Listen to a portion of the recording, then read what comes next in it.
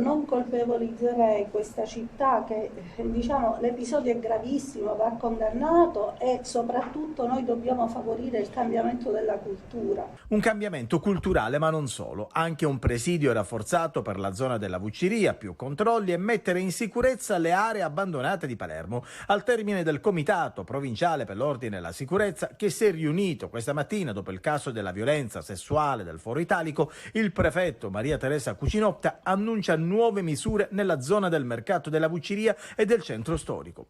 Bisogna reprimere ma al contempo educare, è il messaggio che il prefetto ha voluto mandare in un momento delicato per la città di Palermo. Il minorenne che ha partecipato alla violenza e che è stato scarcerato da ieri è nuovamente recluso al carcere Malaspina. È bastato leggere alcuni messaggi scambiati con un amico e alcuni post pubblicati sul profilo TikTok per convincere il giudice ad aggravare la misura cautelare. Lei si è sentita male ed è svenuta più di una volta, troppe risate, scrive il minorenne ad un amico. Successivamente, al 19 agosto, quando è stato disposto il collocamento in comunità, il giorno dopo il minore ha pubblicato su TikTok alcune immagini con le seguenti frasi: chi si mette contro di me si mette contro la morte, le cose belle si fanno con gli amici. Tali nuovi e sopraggiunti elementi investigativi, si legge nel provvedimento del GIP Antonina Pardo, tratteggiano la personalità di un giovane che, lungi dall'aver avviato un percorso di consapevolezza del gravissimo reato commesso, così per lui si sono riaperte le porte del carcere. Da Maria Grazia Cucinotta a Elisabetta Gregoraci e Caterina Balivo, Alessandro Preziosi, Maria Elena Boschi, per citarne alcuni. Sono decine i personaggi del mondo dello spettacolo e della politica, migliaia gli utenti social che hanno aderito alla campagna #IoNonSonoCarne per manifestare vicinanza alla 19enne vittima dello stupro di Palermo da parte di un branco di 7 ragazzi. Un grido che nasce proprio dalla frase agghiacciante di uno degli indagati che in chat si giustificava: la carne è carne. E no, donne e uomini non sono carne, è il messaggio unanime dell'iniziativa che ha riunito in pochissime ore tanti personaggi dopo la prima forte reazione sui social di Ermal Meta. Rabbia, disgusto, tristezza, paura e un gran bisogno di giustizia. Io non sono carne, scrive Carolina Crescentini. Oggi tocca a noi scendere in campo, dobbiamo essere libere di dire no ad una relazione tossica senza rischiare la vita. Servono pene esemplari, non possiamo più sentire se l'è cercata, scrive in un lungo messaggio Adriana Volpe. Se da un lato c'è una grande mobilitazione contro la violenza, purtroppo fatti di cronaca con vittime le donne non si arrestano. Accade a Caivano, in provincia di Napoli, 2 cugine di 13 anni violentate da un gruppo di 6 adolescenti al parco. O a Firenze, dove una 26enne australiana alla pari, mentre si trova in discoteca, viene trascinata nei bagni del locale da un nigeriano che dopo aver chiuso a chiave abusa di lei, solo per citare gli ultimi. Una violenza dilagante, amplificata ancora di più dalla caccia irrefrenabile di notizie, dettagli, filmati da vedere e condividere sui social che nell'era della globalizzazione e della realtà virtuale creano una vera dipendenza. La sete di guardare un tempo si limitava al buco della serratura, oggi passa attraverso la rete. Ma c'è anche l'altra faccia, che i social li utilizza per fare gruppo e per lanciare messaggi positivi, come appunto la campagna Io non sono carne, o per ritrovarsi insieme, striscioni al petto e bandiere in mano, nelle manifestazioni nate a Palermo o a Catania, con un affollato corteo in Vietnea organizzato da Non Una di Meno e Mi Cuerpo Es Mio, insieme ad associazioni e movimenti contro la violenza. Qui è nata l'iniziativa di una chat Telegram Sorella, non sei sola, utile alle donne per segnalare momenti e luoghi in cui ci si sente poco sicure. Non Una di Meno si riunisce a Catania nella sede del consultorio Mi Cuerpo Es Mio in via Gallo 1 tutti i giovedì alle 19. Basta paura, dicono, è ora di trasformare la rabbia in forza collettiva.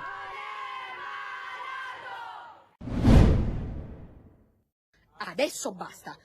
Poi avrò le critiche che avrò sospeso tutti i mercati che da 50 anni sono a Termini Imerese. Benissimo, mi prenderò pure questa.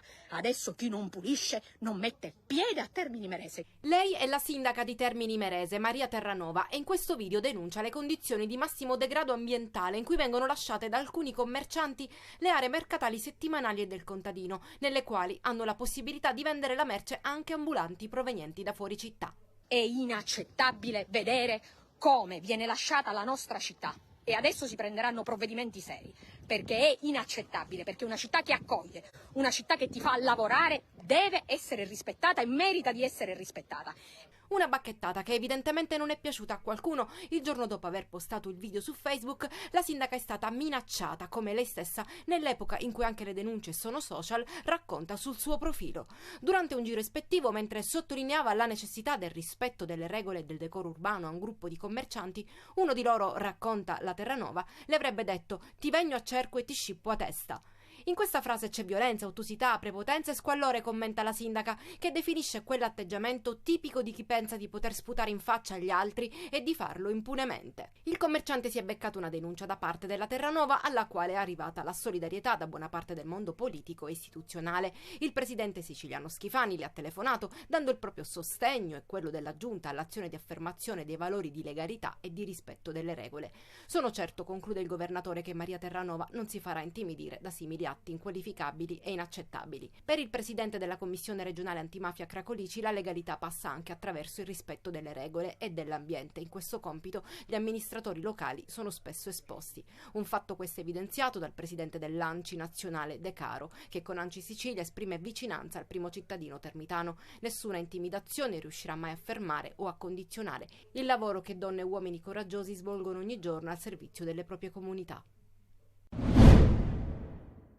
È l'estate del caro prezzi, quella che sta per concludersi. In questo weekend 11 milioni gli italiani in strada, secondo ANAS, che quest'anno hanno dovuto fare i conti con l'aumento del costo della benzina e di tutti i mezzi di trasporto. A fare il conto in tasca ci ha pensato Assoutenti, che ha evidenziato come chi rientrerà in auto troverà la benzina self-service in autostrada ben oltre i 2 euro al litro, con punte fino a quasi i 2,8 sulla A21 Torino-Piacenza per la benzina servita, ed anche in città. I prezzi medi non scherzano, non va meglio per chi sceglie il traghetto. Per un Palermo-Genova, 2 adulti, 2 figli e auto spendono il 27 agosto 801 euro. E sui treni il rincarico è del 3% annuo. Con queste prospettive quindi si ritorna dalle vacanze e l'attenzione è alta sulle autostrade siciliane. Code e rallentamenti a causa del traffico intenso sono segnalate lungo l'autostrada 20 Messina-Palermo nel tratto tra Villafranca e Boccetta in direzione Messina. Sabato 26 dalle 8 alle 16 e domenica 27 agosto dalle 7 alle 22 sarà in vigore il divieto di transito dei mezzi pesanti. Agli imbarcaderi di Messina invece attese anche di 2 ore. Dalle 12 di questa mattina sino alle 16 si è registrato un aumento costante dei mezzi in arrivo dallo svincolo di Boccetta e diretti agli imbarchi di Caronte Tourist e di Blue Ferries. In totale 11 le navi in servizio che fanno la spola tra le due sponde dello stretto. Monitoraggio continuo per evitare il blocco della viabilità e da oggi sino al 5 settembre a Messina disposto il divieto di transito per il traffico cittadino del Viale della Libertà, destinato esclusivamente alle auto dirette verso il serpentone dei traghetti. 100 le multe elevate nel pomeriggio a chi non ha rispettato il divieto. Autostrade Siciliane consiglia agli automobilisti che intendano traghettare lo stretto di uscire allo svincolo di Messina Centro se diretti agli approdi Blue Ferries e allo svincolo di Messina Giostra se diretti agli approdi Caronte Tourist. Ultimo weekend di agosto che si preannuncia caratterizzato da caldafoso e possibili temporali, tra bollina arancione per le ondate di calore ed allerta gialla per rischio meteo. Le temperature massime andranno dai 30 ai 34 gradi, ma quelle percepite toccheranno anche i 40 gradi a Messina e nel Siracusano.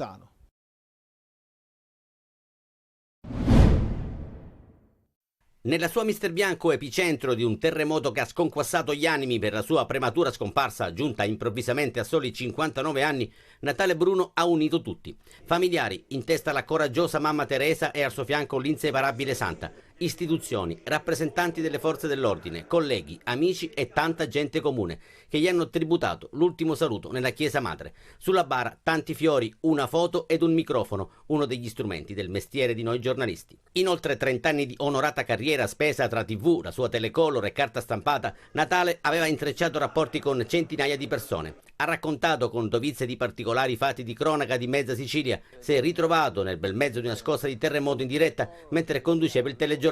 Lui, impassibile, è andato avanti. E non erano impassibili, invece, i tanti presenti che hanno voluto stringersi attorno per l'ultimo saluto. Alcuni hanno voluto ricordarlo con una testimonianza, come i colleghi Francesco Lamiani e Roberta Lunghi, entrambi assaliti dalla commozione. Tu sarai mancanza, ma noi terremo tu, professore.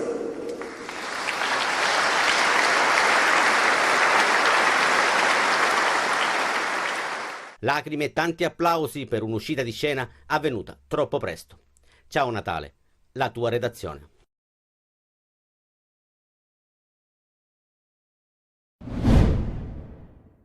Il dolore straziante di Marianne, la giovane madre ivoriana che ha appena dato l'ultimo saluto al figlio di appena 1 anno e mezzo al cimitero di Favara nell'Agrigentino. Il piccolo Mohamed Junior Diomande è morto nel corso di un naufragio lo scorso 8 agosto al largo di Lampedusa. Rabbia, lacrime e tanta commozione per una morte assurda, inaccettabile. La piccola bara bianca è stata tumulata nelle cosiddette colombaie accanto ad altri bambini e bambine migranti, alcuni senza nome, morti nelle traversate del Canale di Sicilia. Il corpicino di Mohamed era sbarcato a Porto Empedocle nei giorni scorsi, dopo che la madre ha riconosciuto il cadavere nella camera mortuaria del cimitero di Lampedusa. Ieri gli è stato celebrato un breve funerale musulmano alla presenza, tra gli altri, dell'imam e dei rappresentanti islamici dell'associazione Oltremare di Agrigento, che chiedono di fermare queste stragi. Bisogna bloccare i trafficanti, arrestarli sicuramente, questo è quelli che li portano in mezzo al mare, li portano alla morte praticamente. Si prendono tutta la colpa loro. Anche nell'altra vita, nell'aldilà, non c'è nessun perdono perché la causa principale sono loro e bisogna fare politicamente qualcosa per finire e cercare di dare un limite a tutto ciò. Presente alla cerimonia funebre anche il viceprefetto di Agrigento Gabriele Barbaro ed il sindaco di Favara Antonio Palumbo. Ogni volta che tumuliamo purtroppo dei bambini c'è sempre un misto fra rabbia e dolore. Oggi in modo particolare perché poi la mamma ha portato una foto del bambino ed è stato qualcosa di veramente duro da sopportare. Ne abbiamo viste tragedie, però quando poi ti colpisci in questo modo è dura da sopportare. La mamma di Mohamed ha deciso di rimanere a Comitini, ospite di una cooperativa sociale, per recarsi spesso al cimitero di Favara. Non solo fiori, ma sopra la bara bianca è stato poggiato un peluche, un piccolo elefantino con il quale giocava durante la traversata della morte il piccolo Mohamed.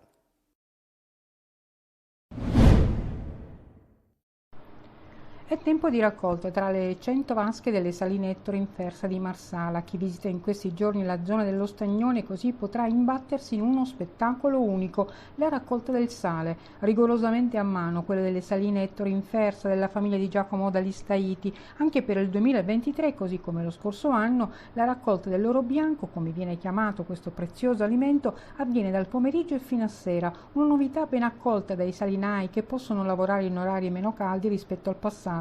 Qui è possibile vedere i salinari della Sosalt, eredi della tradizione di un mestiere antico e affascinante, faticoso ma ricco di significati storici e culturali, dal pomeriggio alla mezzanotte muoversi nelle vasche che si trovano nel cuore dello Stagnone, pale piatta alla mano a perpetuare la tradizione secolare del raccolto manuale che consente di selezionare il sale integrale con il suo equilibrio di oligoelementi, magnesio e potassio e che non ha bisogno di alcuna lavorazione per essere consumato direttamente sui cibi. L'obiettivo è continuare la tradizione e la memoria e nel contempo incentivare il turismo. Non far morire la memoria significa in questo caso non far morire questo mestiere ormai iscritto nel DNA dei salinari di Trapani, Nubbia, Marausa, Birgi, Marsala e significa tramandare tradizioni e tecniche che non si possono fare scomparire. Quest'anno la raccolta è partita in ritardo a causa delle condizioni meteo di fine maggio e giugno, quando ancora pioveva, da appena 2 settimane e si prevede una perdita del 25% della produzione.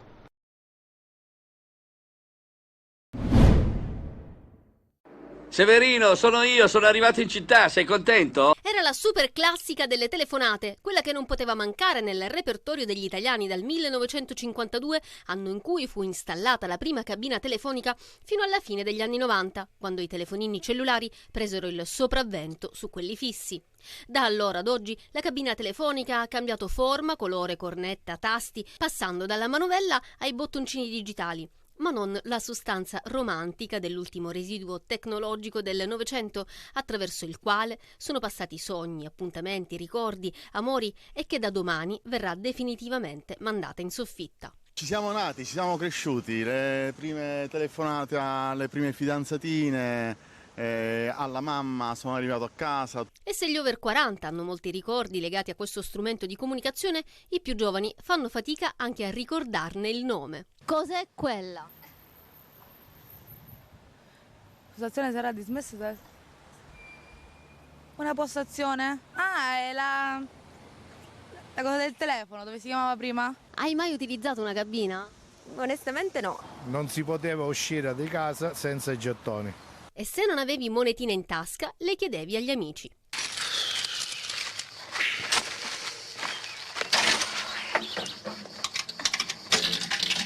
C'è poi chi la cabina la utilizzava per le chiamate anonime. Pronto? Vigili urbani di Pietrammare? Questa è una telefonata anonima, neanche noi lo sappiamo chi siamo. E chi per gli scherzi telefonici. Macelleria Rinaldi, chi parla? Pronto? Pronto? Sì? Sono la governante del Conte di Simone. Scherzi ingenui che disegnano il quadro di un'Italia vintage, verace e lontana. Gli scherzi telefonici dei ragazzi di oggi purtroppo hanno il sapore amaro del sexting, del revenge porn, della violenza verbale e visiva.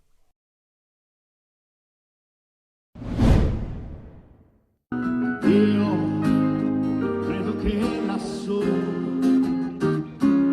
c'era un sorriso anche per me.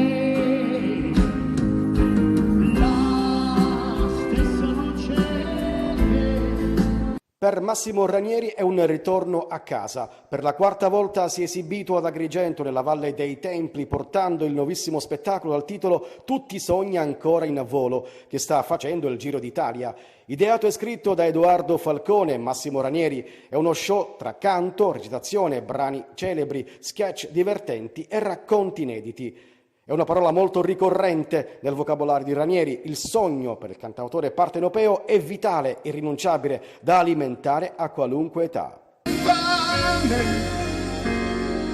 Mia sete, mia salvezza.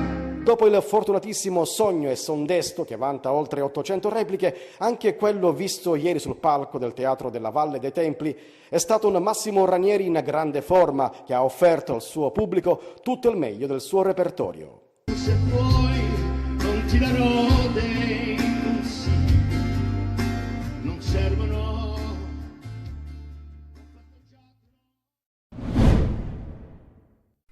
Il colpo d'occhio del Massimino a una settimana dal via del campionato, una corsa contro il tempo, le tappe bruciate per consegnare lo stadio non nel febbraio del 2024 come previsto, ma prima dell'esordio del Catania in Serie C.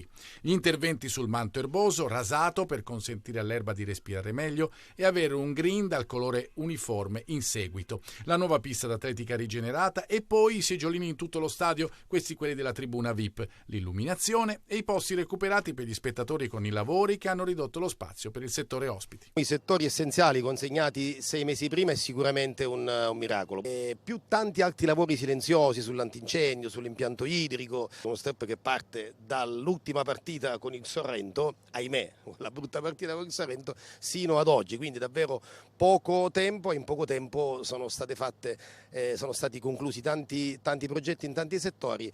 Il tempo corre, ma poi ci sarà spazio per altri interventi. Proprio ieri abbiamo fatto un sopralluogo proprio col sindaco Trantino per vedere lo stato dell'arte e devo dire lui è rimasto molto soddisfatto. Ci sono ancora tante cose da fare, tante piccolezze da sistemare, dalla verniciatura un po' di tutte le tribune, dalla sistemazione di altri bagni, dalla collocazione del maxi schermo che sarà fatto proprio subito dopo la prima partita, così come anche l'impianto audio sarà installato nelle prossime settimane e quindi tanti piccoli lavori che naturalmente non sono influenti sull'inizio del campionato, perché come sapete le cose fondamentali sono state comunque tutte portate avanti e quindi siamo certi di arrivare all'appuntamento dell'1 settembre appunto in tempo per poter disputare Catania-Crotone.